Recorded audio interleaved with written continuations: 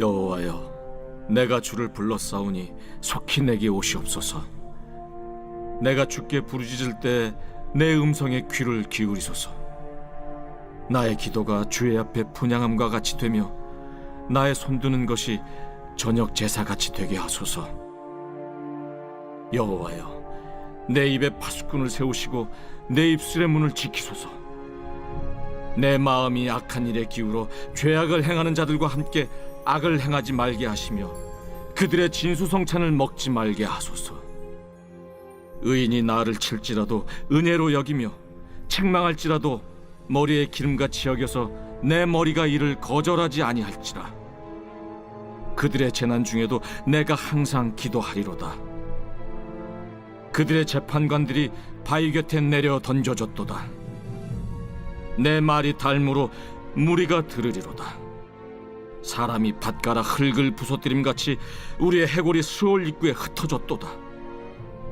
주 여호와여, 내 눈이 주께 향하며 내가 주께 피하오니 내 영혼을 빈궁한 대로 버려두지 마옵소서. 나를 지키사 그들이 나를 잡으려고 놓은 올무와 악을 행하는 자들의 함정에서 벗어나게 하옵소서. 악인은 자기 그물에 걸리게 하시고 나만은 온전히 면하게 하소서. 안녕하십니까, 박세종 목사입니다. 2021년 10월 13일 수요 예배 시간입니다. 오늘은 중세 인물 가운데 아시시의 프란치스코에 대해서 우리가 함께 살펴보겠습니다. 프란치스코를 하면 누구나 잘 알고 있는 중세의 유명한 수도사로 알려져 있습니다. 이 프란치스코는 무엇보다도 개신교와 또 가톨릭과 기타 다른 기독교 여러 종파들 가운데서도 이 프란치스코만큼은 아주 훌륭하고 존경받는 성인으로 알려져 있습니다. 먼저 그의 생애 전체를 한번 살펴보고 우리들의 신앙을 한번 되돌아보는 시간을 함께 갖도록 해보겠습니다. 프란치스코는 1181년 또는 1182년, 정확한 날짜는 잘 이렇게 기록되지 않지만 대략 1182년경 이탈리아 중부 스폴레토 공국 산하에 있는 음브리아 지방의 소도시 아시시에서 태어났습니다. 그리고 1226년 10월 3일 그는 하나님의 품으로 선종했다고 알려져 있습니다. 그의 나이 불과 44살이었습니다. 그는 이렇게 짧고 굵은 인생을 살았지만 그의 업적은 정말 지날 만큼 굵은 자국을 남긴 중세교회의 존경받는 수도자였습니다. 그는 정식으로 수도사가 된 것은 아니었지만 그의 모든 행적과 업적을 통해서 오늘 우리 그리스도인들의 삶이 어떠해야 하는지 돌아보는 시간을 갖도록 하겠습니다. 먼저 프란치스코 그의 아버지는 포목상을 하는 아주 부유한 상인이었습니다. 그의 아버지 이름은 베아트로 베르나르토네였습니다. 그의 어머니의 이름은 삐까였습니다. 성명은 이 프란치스코의 성명은 전바니 디 베트로 디 베르나르도네인데 그의 아버지가 프랑스로 출장을 갔다가 그의 어머니 삐까는 조반니라는 이름으로 세례를 받게 됩니다. 지금으로 말하면 또 영어식으로 말하면 요한입니다. 아버지가 프랑스에 매료되어 돌아온 뒤 프랑스인이라는 이름의 의미를 가진 이탈리아어 프란치스코라는 이름을 그에게 붙여줘서 이후부터는 이 프란치스코라는 이름을 갖게 된 것입니다. 이 프란치스코 집안은 워낙 부유하고 아주 재산이 넘쳐났기 때문에 그 집안은 어떤 향락을 추구하고 이 프란치스코는 친구들과 어릴 때는 오히려 흥청망청 쾌락을 즐기며 좋아했었습니다. 이 10대 때의 이 프란치스코는 사실 어떤 수도사가 되려고 하기보다는 그는 리터 기사를 꿈꾸었습니다. 중세 기사들 말을 타고 수호하며 전쟁을 하는 이 기사를 꿈꾸다가 1202년 페루지아와 아시시 사이에 전쟁이 시작되었을 때 이 프란치스코는 이 전투에 참가하다가 그만 포로로 잡히게 됩니다. 1년 동안 그곳에서 포로 생활을 하게 됩니다.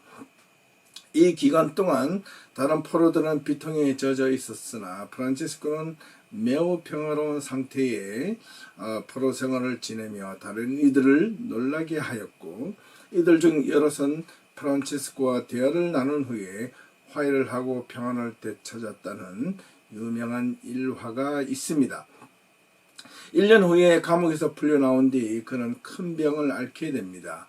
오랫동안 침대에 신세를 지다가 다행히 회복한 이 프란치스코는 이때부터 점점 친구들과 세상적인 쾌락에 빠지는 것을 멀리하기 시작합니다. 이때 프란치스코는 이상한 환상을 보게 되는데 이런 목소리 또한 듣게 되었답니다. 아버지의 가게 안에 있는 수많은 전쟁 장비들이 있고 한 여인이 그곳에서 약혼자를 기다리고 있다.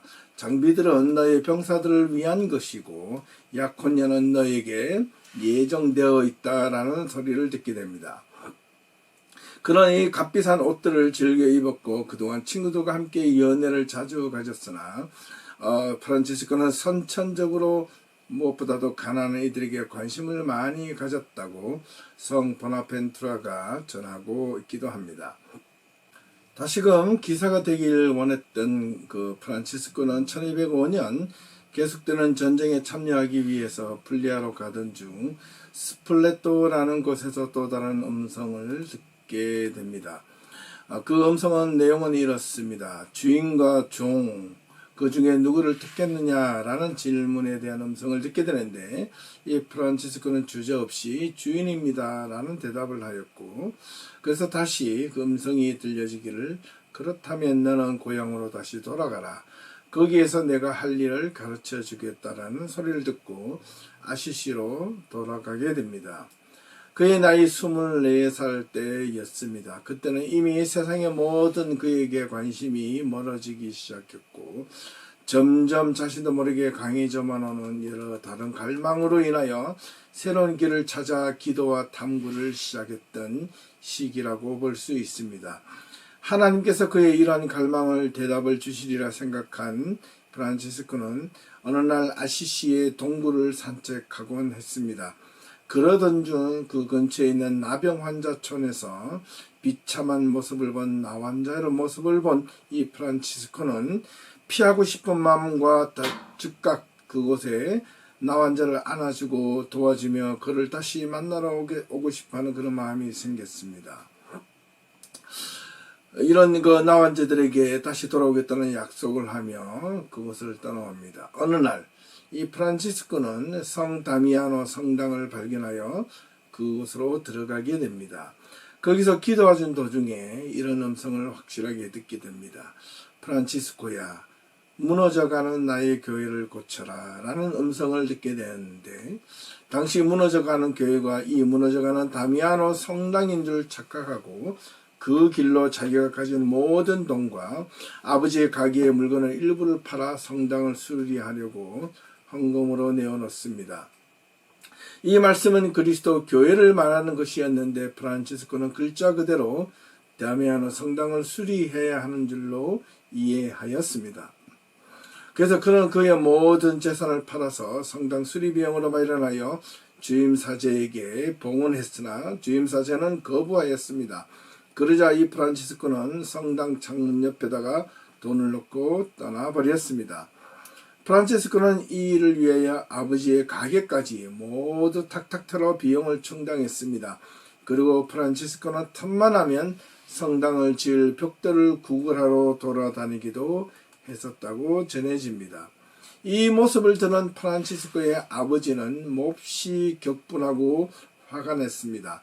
아버지는 협박도 하고 얼려도 보고 아들을 원래의 상태로 돌려놓으려고 온갖 노력을 해보았지만 모든 것이 허사가 되었습니다.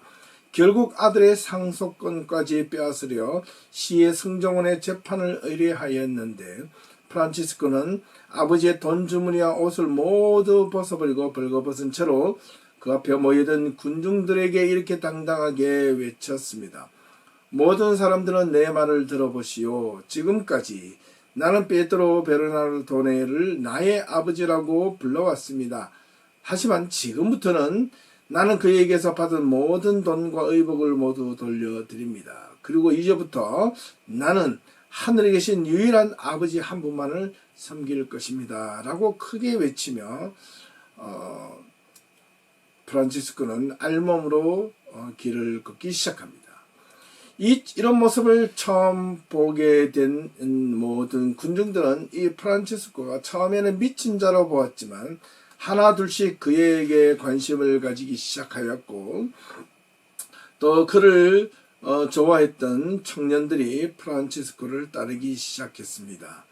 이 아시시의 주교는 알몸이 된 프란치스코에게 농부의 망토를 걸쳐주고 십자가를 걸어 주었습니다. 그는 다시 그의 약속대로 나환자를 돕다가 다미아노 성당으로 돌아오게 됩니다. 1208년경 2월 24일 성 마티아 축일에 사도들의 파견에 관한 복음 말씀 즉 전대에 금이나 은이나 동전을 넣어 가지고 다니지 말 것이며 식량 자루나 여벌옷이나 신이나 지팡이도 가지고 다니지 말아라. 일하는 사람은 자기가 먹을 것을 얻을 자격이 있다. 어느 도시나 마을에 들어가든지 먼저 그 고장에서 마땅한 사람을 찾아내어 거기에서 떠날 때까지 그 집에 머물라. 만약 그 집에 들어가서 평안을 빕니다 라고 인사를 하여라. 하지만 이런 소리를 듣다가 자신의 결정적인 성소, 거룩한 복음의 양식을 따라 살아야 된다는 성소를 발견하게 됩니다. 프란치스코는 이러한 말씀을 한 사제들에게 부탁을 하게 되는데요. 그리스도의 제자들은 금이나 은이나 돈도 소유해서는 안 된다. 길을 떠날 때 식량 자루도 돈 지갑도 빵도 지팡이도 가져서는 안 되며 신발도 두 벌 옷을 가져서는 안 되고 하나님의 나라와 회개를 선포해야 된다고 말하자 이 설명을 들은 그는 하나님의 영 안에서 기뻐 외쳤다고 합니다. 이것이 바로 내가 찾던 것이다. 이것이 바로 내가 원하던 것이다. 이것이 바로 내가 온 정성을 기울여 하고 싶어 했던 바라고 프란치스코는 이 말씀을 깊이 새겨 듣고 가난과 복음 전파에 대한 계시를 알아듣고 기쁜 반명을 받은 후에 그는 평생 한 벌 옷만 입고 살았습니다. 이때부터 복음은 이 말씀은 프란치스코의 생활 규칙이 되었고 거룩한 복음을 따라가기 시작했던 것입니다. 네.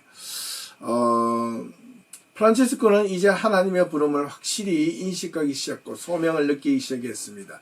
다시 말하면 물질적인 성당 수리가 아닌 바로 영적 차원의 교회의 세신 누구? 예, 성도들이 교회, 하나님의 사람이 교회라는 사실을 깨닫고 그런 활기차게 그의 교인들에게 설교를 하기 시작합니다. 이렇게 하루아침에 빈털터리가 되어 야산을 전전하던 프란치스코는 그의 동료 11명과 함께 작은 형제들을 처음으로 조직하게 됩니다. 이들은 킨타발레의 베르나르도, 카타니아의 베르로, 그리고 아시시의 에지디오 등이 있습니다. 곧 이어 그의 동료들은 12명이나 되었고 르보토르토에서 거친 음악 생활을 하기 시작합니다. 이 성 프란치스코는 그의 동료 2명과 함께 그들이 하고 있는 일들이 하나님의 뜻인지 알기 위해서 성 니콜라오 성당의 미사에 참여하게 됩니다. 영성체 후에 그들은 성서를 3번 펼쳐드렸는데 그 내용은 전부 다 예수께서 제자들을 발견하시며 주신 말씀이었습니다. 네가 완전한 사람이 되려거든 가서 너의 재산을 다 팔아 가난한 사람들에게 나누어 주어라. 라는 마태복음 19장 21절 말씀과 누가복음 9장 3절의 길을 떠날 때 아무것도 지니지 말라는 말씀과 나를 따르려는 사람은 누구든지 자기를 버리고 자기 십자가를 지고 따라야 한다라는 마태복음 16장 24절 이 세 구절의 말씀이 바로 제자들에게 행했던 말씀, 그것들이 자신들을 향한 말씀이라고 보았고, 이러한 말씀을 보고 그들은 우리가 해야 할 일들과 미래에 우리 형제들이 해야 할 일들에 대한 지침서가 되기 시작했던 것입니다. 작은 수도의 회칙까지 정한 이 조직은 교황 이노센시오의 3세에게 인가를 요청했고 결국 인준을 받게 됩니다. 이때 이노센시오 3세는 프란치스코가 다미아노 성당을 재건할 때 꿈꾸었던 꿈과 똑같은 꿈을 꾸었다고 전해지고 있습니다. 즉 한 수도자가 무너져가는 라테라노 대성당 건물을 그의 어깨로 떠받치면서 무너지는 것을 겨우 막고 있었다고 전해집니다. 이 조직으로 시작되었던 프란치스코 회는 아시시의 천사들의 성모 마리아 대성당 내에 허름한 포르치운쿨라, 지금으로 말하면 작은 몫이란 이름을 가진 성당에 본부를 두고 각지를 돌아다니며 선교 활동을 하기 시작했습니다. 이 프란치스코는 몸집이 작고 아주 마음은 겸손한 작은 형제의 모습이었습니다. 이 세상에 사는 동안 자기와 자기를 따르는 자들을 위하여 작은 몫이라는 이름을 가지게 되었습니다. 이 프란치스코에게 주어진 이 이름은 아주 그의 성격과 그의 삶의 모습을 우리가 전반적으로 이해할 수 있다 하겠습니다. 이 프란치스코에게 그렇게 신앙적으로 참여하게 된 이 신앙의 마음들은 무엇보다도 그가 처음에 음성을 들었던 내 교회를 고쳐라 라는 이 말에 그런 그의 생의 모든 것이 바뀌게 되었다는 것입니다. 견고한 기초 위에서 형제들의 수가 늘어나게 되었고 형제회의의 고귀한 건물들이 점차 세워지게 됩니다. 프란치스코는 이곳을 어디보다도 사랑하였습니다. 어디요? 아시시 말입니다. 그는 자기 형제들에게 이곳을 특별한 경의를 가지고 받들도록 요청하였고 그 모든 소유권을 다른 이들에게 또한 나누어주고 자기는 자기와 자기 형제들을 위하여 사용권만 가짐으로 이곳 형제의 겸손과 극도의 가난과 삶의 표본을 되기를 원했습니다. 동료들의 수요가 증가하며 같은 그 프란치스코를 따르는 수도자들이 늘어남에 따라 프란치스코는 자기 자신이 더 이상 유일한 생활 규범이 될 수 없음을 깨닫고 그의 형제들의 생활 양식이 더 자세히 규정되어야 된다고 알고 형제들이 실행해야 하는 회칙과 생활을 기록하게 됩니다. 이 회칙과 생활은 그다지 상세한 것은 사실 아니었습니다. 단지 프란치스코는 자신이 몸으로 겪은 주님의 가르침과 삶을 보여주는 이 거룩한 복음서에서 자신이 원하고 갈구하던 것들을 찾아서 그리스도의 가르침과 발자취를 따르는 기본 논리를 만들게 된 것입니다. 프란치스코는 자신을 따르는 회계자들의 수요가 11명에 이르자 생활 양식을 만들었다는 것입니다. 원회칙이라는 이름으로 알려진 이 회칙은 매우 짧고 단순했습니다. 1209년에 교황으로부터 구두를 인가받은 이 회칙은 첼라노는 다음과 같이 말을 하고 있습니다. 복된 이 프란치스코는 주 하나님께서 매일 형제들의 수를 늘려주시는 것을 보고 자신과 형제들을 위하여 그리고 현재와 미래를 위하여 단순하게 몇 마디 말로 거룩한 복음의 말씀을 주로 인용하며 오로지 그가 갈망했던 덕의 완성을 위해서 생활 양식과 회칙을 만들었다. 그리고 다른 사항들은 거룩한 생활에 필요한 조금씩만 내용들을 삽입할 뿐이었다라고 기록하고 있습니다. 프란치스코는 마지막에 유언에서 나는 주님이 친히 계시해 주신 생활 양식을 몇 마디 말로 간단하게 기록하게 하였고 교황께서 나에게 확인해 주었다라고 적고 있습니다. 그 자신도 유언에서 말하고 있지만 다른 증언들을 통해서 알 수 있듯이 이 생활 규범은 지극히 간략하고 복음서 구절로 요약되어 있지만은 임팩트가 있었고 강했고 그 무엇보다도 강한 실천력을 요청했던 생활 규범서라 말할 수 있겠습니다. 이후에 프란치스코는 자신들의 생활 양식에 대해 로마 교회의 인준을 받아야 할 때가 왔다고 판단하고 이러한 인준을 받고자 그들과 함께 그리스도의 교회의 수도인 로마를 방문하게 됩니다. 프란치스코로부터 회칙에 관한 내용 설명을 들었던 이 주교는 순수하게 복음을 따라 살겠다는 프란치스코의 계획을 불가능하게 여겼지만 반대할 수는 없었습니다. 워낙 이것이 실천적이고 간략했기 때문에. 그래서 교황을 알려내 주었고 교황은 이 프란치스코에게 하나님의 뜻을 알기 위해 기도를 달라고 요청했고 그날 저녁 교황은 다음과 같은 꿈을 꾸게 됩니다. 교회의 머리이자 어머니인 교회 건물이 비스듬하게 넘어져 있고 갑자기 가난한 수도자 한 명이 달려와서 그의 어깨로 교회를 떠받치는 것을 보고 듣게 되었다라는 것입니다. 교황은 그가 바로 프란치스코임을 알게 되었고 교황은 구두로 회칙을 인가했고 아직까지 삭발례를 받지 않았던 형제들이 설교를 시작할 수 있게 되었던 것입니다. 인가를 받은 후에 몇 년 동안 작은 형제는 급속하게 성장을 하게 됩니다. 또한 수천 명의 회원까지 늘어나게 되었습니다. 프란치스코는 1209년 생활규범을 개정하여 총 23장으로 정보하였고 이런 내용들은 이후에 다른 어떤 글보다도 프란치스코의 꿈과 비전이 잘 드러난다 하겠습니다. 이제 이후에 1224년 프란치스코는 헤어 형제 보네쪼 형제와 함께 레띠에의 계곡의 폰테 콜롬보 은둔소로 가서 마지막 회칙인 제2의 회칙을 작성하여 마침내 1223년 11월 29일 솔레트 아누에르라에르라는 교황 호노리오 3세의 칙서를 통해 인준을 받게 됩니다. 이 최종 회칙은 문장이 더욱더 간결하고 덜 감동적이었으나 첫 번째 회칙의 본질적인 요소를 모두 잘 보존하고 있어서 전보다 훨씬 강하고 수도회의 복음적 소명을 명시해 놓았다고 볼 수 있습니다. 몇 가지 갈등들과 프란치스코 자신의 병약함 때문에 연약함 때문에 프란치스코는 1220년 총회에서 총장직을 사임하고 까나띠아의 베드로를 총장으로 임명했을 때 그에게 순종을 서약받았습니다. 그는 유능한 법률가로서 창립자 이상을 충실히 지지하는 사람들 가운데 한 사람이었지만 곧 이내 사망하였고 엘리에로 봄바로네가 그 뒤를 계승하게 됩니다.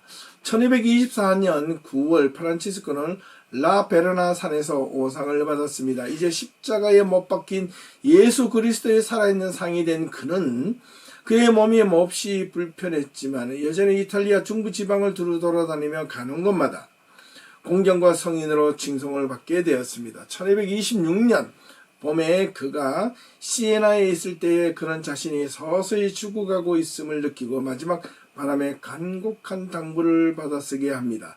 그런 모든 형제들이 그들 가운데 사랑을, 가난한 부인에게 충실을, 교회의 고위 장상들과 성직자들에게는 존경과 순종을 실천하라고 당부하고 그들을 축복합니다.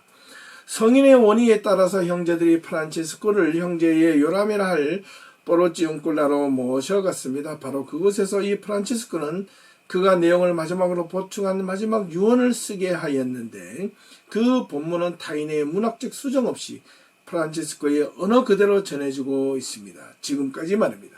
이 유언은 무엇보다도 자신의 회개와 복음적 소명에 대하여 주님께 드리는 뜨거운 감사의 기도였습니다. 지극히 높으신 분이 친히 홀로 형제를 창설하셨다는 것을 재확인하는 내용이 있습니다. 그는 평생 자신의 모든 것을 버리며 살았지만 그 모든 것까지 하나님의 은혜와 은덕을 간구하였고 하나님이 시작하셨고 하나님이 만드셨다고 고백한 것입니다. 그는 초창기 완전한 가난과 단순, 겸손을 회상하며 특히 육체 노동에 대한 기쁨을 회상하였고 모든 형제들이 어떤 일에든 종사하고 일할 줄 모르는 형제는 이를 배우기를 원하였습니다. 이 일에 대한 충분을 받지도 못한 채 그는 끊임없이 가난과 청빈의 삶을 이어갔습니다. 그가 마지막 죽음에 임박하였을 때 전에 없이 엄하게 당부한 내용들이 있었습니다. 그리고 자신의 회칙을 추구하고 있는 것이 아니라는 점을 분명히 끝을 맺고 있습니다. 자기가 여기서 나서는 안 된다는 것이었습니다.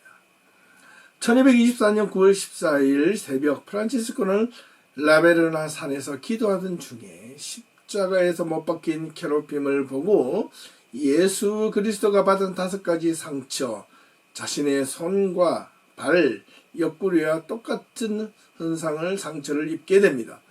이것이 공식적으로 최초의 확인된 성언으로 알려져 있고, 다른 성언 체험자로서는 시에나의 성녀 카타리나, 카푸친에 소속했던 오상의 성 비오 신부 등이 있지만, 하지만 이러한 이 프란치스코의 성언 현상 이후에 건강이 더욱더 안 좋아져 눈이 멀게 되었고 심한 병까지 얻게 되어 죽음을 임전에 앞두게 됩니다. 이때 그는 이탈리아어로 대한 태양의 노래를 기록하게 되었던 것입니다. 포르치운쿨라에 온 프란치스코는 1226년 10월 3일 토요일 해질 무렵 자신에게 죽음이 다가온 것을 알자 동료 수도자들에게 자신이 걸친 모든 옷을 벌거벗겨 잿더미 위에 올려 눕혀달라고 요청합니다. 그런 뒤에 그는 요한복음의 순환기를 읽어달라고 하였고, 마지막 오늘 본문인 이 시편 141편을 읊은 뒤 하나님의 품으로 선종하게 되었습니다. 프란치스코에게는 이 죽음도 자매였습니다. 프란치스코는 1226년 10월 3일 저녁에 포르치운쿨라에서 죽은 뒤 2년 뒤에 1228년 7월 16일 교황 그레고리오 9세에 의해서 시성되었고, 프란치스코의 유해는 성 지오르지오 성당에서 잠시 머물렀다가 1230년 지금의 프란치스코 대성당으로 이장되었습니다. 1939년 이탈리아의 수호 성인으로 선포되기도 하였고, 1980년 교황 요한 바오로 2세에 의해서 생태학자의 수호 성인으로 또다시 선포되기도 했습니다. 우리는 이 성 프란치스코라고 하면 가장 유명한 기도문이 있지 않습니까? 바로 평화의 기도라는 글입니다. 주여 나를 당신의 도구로 써주소서. 미움이 있는 곳에 사랑을, 다툼이 있는 곳에 용서를, 분열이 있는 곳에 일치를, 의욕이 있는 곳에 신앙을, 그릇됨이 있는 곳에 진리를, 절망이 있는 곳에 희망을, 어둠의 빛을, 슬픔이 있는 곳에 기쁨을 가져오는 자 되게 하소서. 위로받기보다는 위로하고, 이해하기보다는 이해하며, 사랑받기보다는 사랑하게 하여 주소서. 우리는 줌으로써 받고 용서함으로써 용서받으며 자기를 버리고 죽음으로써 영생을 얻기 때문입니다. 이 유명한 이 평화의 기도라는 이 기도문에 실제 기도문이 있는지 없는지 그렇게 정확히 알려진 바는 없지만, 이 기도문을 작성하게 된 유래는 이렇습니다. 어느 추운 겨울 눈이 많이 내리는 겨울밤, 프란치스코는 불을 끄고 막 잠을 청하려고 했던 그때 밖에서 문을 두드리는 소리를 듣게 됩니다. 프란치스코는 사실 귀찮은 생각이 들었지만 자신을 찾아온 사람을 모른 척할 수 없었습니다. 그래서 문을 열어주었더니 문 밖에서 험상궂은 한 나병 환자가 추워서 몸을 벌벌 떨며 설고서 있었습니다. 그런 순간 마음속에 놀랐지만 마음을 진정시키고 나병 환자에게 무슨 일로 자신을 찾아왔느냐고 물었습니다. 이때 나병 환자가 대답하기를, 죄송하지만 지금 몸이 몹시 추워 꽁꽁 얼어 죽을 것만 같아 잠시 몸만 녹이고 가면 안 되겠느냐고 요청했습니다. 그는 안 된다고 거절하고 싶었지만 그럴 수 없어서 머리와 어깨에 쌓인 눈을 털어주며 안으로 자리하여 자리를 잡게 했습니다. 그의 몸에 쌀이 썩어가는 고름 냄새와 온갖 더러운 냄새가 진동을 하고 있었습니다. 그에게 밥을 먹었느냐고 물었지만 사흘째 아무것도 먹지 못했다는 이야기를 듣자 그가 그 다음날 아침에 아침 식사로 준비해 놓은 빵과 우유를 대접해 주었습니다. 그리고 따뜻한 난로 옆에서 몸을 녹이게 하였습니다. 마음속으로는 몸을 녹였으면 빨리 나가 주었으면 하는 바람이 있었으나 그는 요지부동으로 나가려고 하지 않았습니다. 갑자기 그는 다시 재차 이렇게 요청합니다. 지금 도저히 추워서 밖에 나갈 수 없으니 오늘 하룻밤만 여기서 자고 가면 안 되겠느냐고 요청합니다. 그는 속으로 불편하였지만 마음속으로 수용했습니다. 침대가 하나밖에 없어서 그에게 침대 자리를 양보하고 그는 바닥에 누워 자려고 했습니다. 이때 이 나병 환자는 다시 프란치스코에게 요청합니다. 내 몸이 아직 얼어서 몸이 너무 몹시 추우니 내 옆에서 함께 누워 내 몸의 체온을 느껴 녹여주시면 안 되겠습니까? 라고 했습니다. 이 프란치스코는 그의 썩은 냄새가 나는 몸 곁에 가고 싶은 마음이 없었지만 그의 요청에 할 수 없이 그의 배 침대에 누워 잠을 청하게 됩니다. 놀랍게도 이 순간 그의 주변에 있던 썩은 냄새는 향긋한 냄새로 느껴지면서 그는 이내 잠에 깊게 빠져들고 말았습니다. 그에게 있었던 나병 환자의 냄새는 없었습니다. 자, 이렇게 그는 하룻밤을 지새게 되는데 그 밤에 꿈속에서 주님이 프란치스코에게 말을 합니다. 프란치스코야, 나는 네가 사랑하는 예수란다. 네가 나를 이렇게 극진히 대접했으니 하늘의 상이 클 것이다. 이때 프란치스코는 주님 자리에 저는 아무것도 한 것이 없습니다. 다만 그를 안으로 집으로 데려 들어왔을 뿐입니다. 꿈속에서 자신을 보고 웃고 계시는 예수님을 보고 기뻐 놀라 그만 자리에서 벌떡 일어나고 보니 날이 새고 말았습니다. 그런데 자신의 곁에 있었던 나병 환자는 온데간데 없었습니다. 더구나 자신 곁에 고른 냄새로 진동하여 썩은 내가 났던 가득했던 침대에는 온갖 향긋한 냄새로 가득했습니다. 프란치스코는 이렇게 자신을 생각했습니다. 자신 곁에 주님이 나병 환자의 모습으로 찾아왔다고 생각했던 것입니다. 이 모든 것을 깨달은 프란치스코는 마음속으로 자신이 나병 환자를 향하여 불친절했던 마음과 행동을 회개하며 자신 곁으로 찾아오신 주님께 감사 기도를 드리며 만든 그 시가 바로 이 평화의 기도라는 시였다는 것입니다. 우리가 이 프란치스코라 하면 또한 유명한 일화가 두 개가 있습니다. 먼저 하나는 그런 믿음과 수도 생활에 투철하게 노력해서는 남자로서 느끼는 고유한 성욕을 떨치려 버릴 수 없었기 때문에 그런 자신의 엄청난 욕망을 없애기 위해서 틈만 하면 성당 안에 있는 가시덤불 위에 맨몸으로 떼굴떼굴 굴렸는데 그의 사후에 피어난 아시시의 장미들은 가시가 없었다고 전해집니다. 오늘날에도 이 아시시의 산타 마리아 델 안젤라 성당 마당에 피어있는 장미꽃에는 가시가 없습니다. 제가 그때 이 아시시를 한번 방문한 적이 있는데 이 프란치스코 대성당과 산타 마리아 델리 안젤라 성당에 가보니 정말 이 장미에 가시가 없었습니다. 누가 다 따버렸는지 아니면 정말 피어 없이 피는지는 모르겠습니다만은 가시가 없는 장미꽃이 환하게 피고 있었습니다. 또 다른 하나는 이 프란치스코는 아시시의 평원에서 새들에게 전도를 했다는 유명한 일화가 있지 않습니까? 옛날 아시시의 마을은 사실 저 높은 중택에 자리 잡고 있었지만 그 위에서 밑을 내려다보면 아주 넓은 평원이 자리를 잡고 한눈의 시야로 칵 트인 마음속에 그 모습을 보면 참 장관입니다.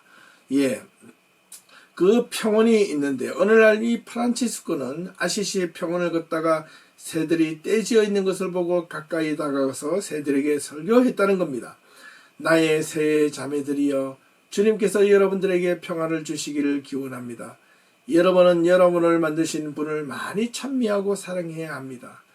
그분은 여러분에게 옷을 입히시려고 깃을 주셨고 날아다니도록 날개를 주셨으며 여러분이 필요한 것은 모두 주셨습니다.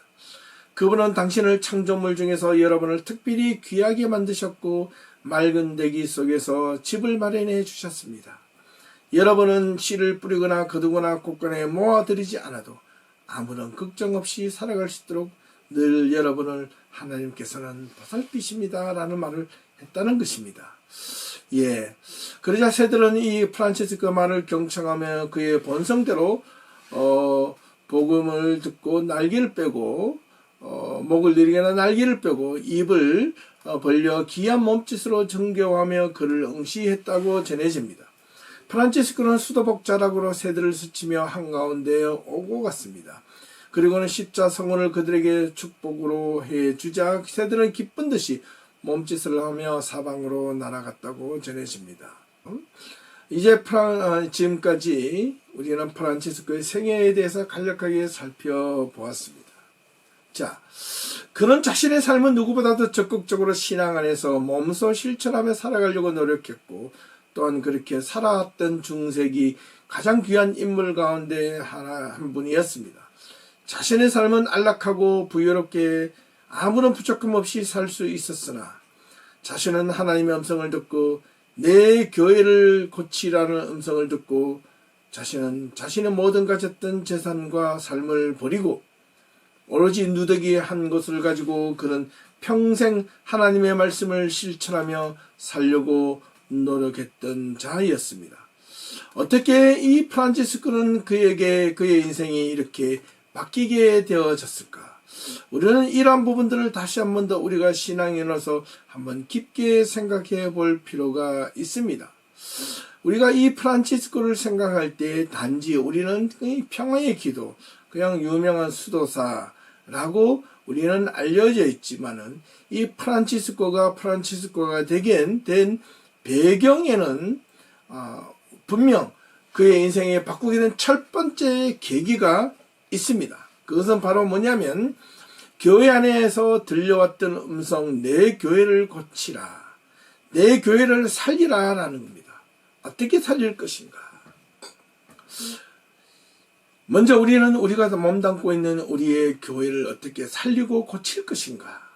즉 건물이 아니라 사람이 교회라는 말로 바꿔보면 교회가 살고 교회가 고침을 받으려면 무엇보다도 사람이 믿음 안에서 바르게 살아나야 하고 말씀으로 고침을 받아야 하지 않을까 감히 주장해 봅니다.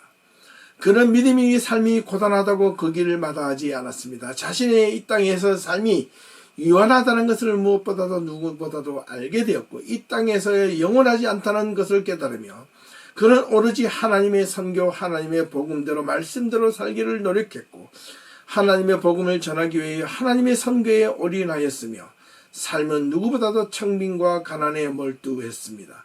풍요로운 삶 속에 살고 있는 이때에 우리는 이 프란치스코의 모습을 통해 무엇을 배울 수 있겠습니까? 물질 만능주의 시대에 살아가는 이 현 시대에 우리는 이 물질이 최고라고 생각하고 가진 것이 많을수록 풍요롭다고 느끼며 많은 것을 가질수록 세상에서 또 하나님께 축복받았다고 생각하며 자칫 그렇게 신앙생활을 하려고 하는 우리들의 모습에 경종을 울려주는 이 프란치스코의 모습이 아니겠습니까? 어떻게 해야 교회를 바르게 살릴 수 있겠습니까? 네, 어떻게 해야 교회를 바르게 살리고 어떻게 해야 무너져가는 이 21세기 교회를 우리가 다시 하나님의 온전한 말씀으로 세울 수 있겠습니까? 사랑하는 성도 여러분, 이 프란치스코의 삶을 통하여 우리는 우리의 신앙을 한번 깊게 되돌아볼 수 있기를 진심으로 소망해 봅니다. 그가 진심으로 평화의 기도를 읊었다면 그 평화의 기도가 오늘날 우리의 신앙 속에 한번 깊게 반영해 볼 수 있는 그런 복된 이 말씀의 시간이 되고 이 한 주간이 될 수 있기를 진심으로 소망해 봅니다. 내 교회를 고치라. 내 교회를 어떻게 고칠 것인가? 이것은 지금 우리가 몸담고 있는 믿음의 교회, 섬김의 교회뿐만 아니라 내 자신이 교회라고 생각한다면 내가 어떻게 하나님의 말씀으로 온전하게 세워지고 바르게 고쳐질 것인가를 먼저 생각해보는 오늘 귀한 시간이 될 수 있기를 주님의 이름으로 부탁을 드리며 말씀을 마치겠습니다. 수고하셨습니다. 다음 주에는 더 좋은 말씀으로 여러분들을 찾아뵙도록 하겠습니다. 감사합니다.